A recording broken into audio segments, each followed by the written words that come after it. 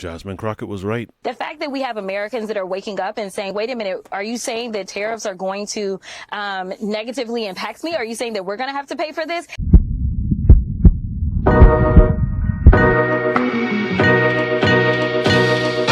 So by now, I think it's fair for me to say that everyone basically knows what a tariff is at this point. What's one of your biggest issues? Probably going to be inflation, because I sell T-shirts and all that stuff. Your T-shirts are made in the USA? No, my blanks, no. See, that's the thing Trump's talking about. If we tax them, hit tariffs, the same item they're making over there will cost the same to make over here. We pay the tariffs. Well, the companies pay the tariffs, not us. China doesn't pay the tariffs. We do when they come in. No, it doesn't work like that. So just prior to the election, when Donald Trump was actually running his candidacy, there were a couple of things that he was running on. One of those things was the border wall. Another thing was the economy, saying that he would bring prices down. He would fix inflation.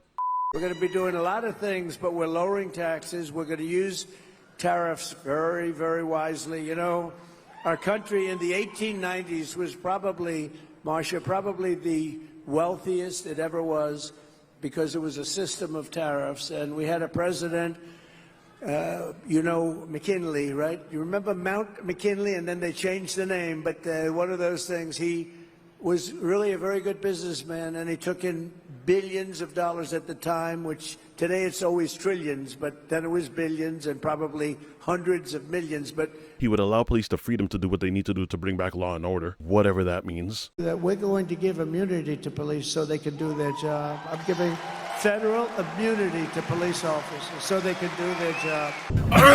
Oh, shit. If elected president again, what is the first thing you would do to help bring down the cost to make things more affordable? Drill, baby, drill. One of the economic plans that he's especially been putting forward is tariffs. Good idea, right? If you have the proper positioning, marketing, and the right infrastructure already set up and established already, where you can just kind of move from one area to the next without having to make any real adjustments, tariffs are a smart idea for your business. Now, for the consumer. Your T-shirts are made in the USA? No, my blanks, no. See, that's the thing Trump's talking about. If we tax them, hit tariffs, the same item they're making over there will cost the same to make over here. We pay the tariffs. Well, the companies pay the tariffs, not us. China doesn't pay the tariffs. We do when they come in. No, it doesn't work like that. You can't be this dumb. Like if I'm buying 1,000 shirts from China and there's a tariff on it, I'm paying the tariff. Well, no, whoever's getting it imported in is going to pay the tariffs. Yeah. I'm the business owner. I'm paying the tariff. China doesn't pay it. I pay for it. Well, And like if I'm the business owner and I buy 1,000 shirts, I see what you're saying. China's not jolly. So I'm trying to explain. Who pays the tariff? They're paying the tariff. Do you think that? Do you believe that? Because I was trying to say, because I sell merch as well. I sell you something for $10, right? You're going to sell it to him for $20. Exactly. But then I make you pay me $15 for it. Are you still going to sell it to him for $20? Am I going to sell it to him for $20? If I raise the price $5. Oh, it's going to have to go up. Right. So Yeah, the consumer foots the bill. Unfortunately, the real drive behind trying to push forward a tariff is to incentivize that business to do business on a national level. You distribute on a national level, you produce on a national level, you manufacture on a national level, and you hire on a national level. The problem with that is, though, and this is just a hypothetical, this doesn't even have to be real life, but let's just use Ford Motor Company. On one of their vehicles, it's only really the assembly that gets done in the States. To grab the mold of the parts that actually put the car together, these are normally done outside. These are normally done by foreign nations. Why? Because it's cheaper labor. Now, with that same cheaper labor, everyone in agreement has kind of synonymously, as much as you may want to virtue signal, and you know who you are, everyone is kind of in agreement, turned a blind eye for the most part. Why? Because it made life easier as a collective. Even as some people would call them the quote-unquote rich college students that just like to protest for protesting's sake. That's bullcrap, man. You can't nuke our imagination. Don't nuke our imagination, bro. Woo! Even they're fully aware of what's transpiring overseas, and for the most part, everyone turned a blind eye because they know that at the end of the day, their life is being made better because they're able to then acquire things for a much cheaper rate. When you implement tariffs and you try to incentivize a business to now do business domestically, unfortunately, there's either one of two things that happens. That same company normally finds ways to go around the tariff, or they do the most common thing. they raise the price. Come back in 6 months, this wall will probably look quite a bit different as we continue to bring in new products. Ordering inventory up to a year in advance could soon become a little more complicated for Matt Mueller. People have figured it out, and now we're back to this unknown, He owns Ken Combs' running store over in St. Matthews, existing for more than 40 years. We anticipate at some point, our prices will increase because it's going to pass down to us from our vendors. This is one of the more unattractive features of a tariff because the price always falls at the end of the day on the consumer. Why? Because the consumer is the last presiding factor. This is honestly one of the reasons why it was all the more puzzling to me when Donald Trump was speaking so loudly about tariffs and people were applauding. We're going to be a tariff nation. It's not going to be a cost to you. It's going to be a cost to another country. I heard Kamala the other day, Comrade Kamala. She said, oh, if you do that, he's raising your taxes. No. I'm not raising your taxes. I'm raising China and all of these countries in Asia and all over the world, including the European Union, by the way, which is one of the most egregious. Très bizarre, no? No. Very clever. China's not paying tariffs right now?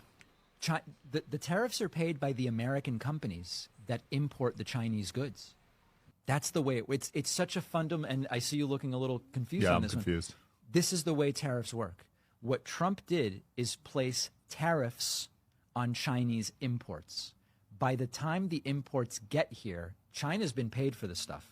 Maybe they get net 120 terms, right? But in a sense, China has already transacted. The American company who brings the goods in pays the tariffs. Really? You're kidding right now. No, I thought he said he was raising the tariffs by 50 to 100% for Chinese imports.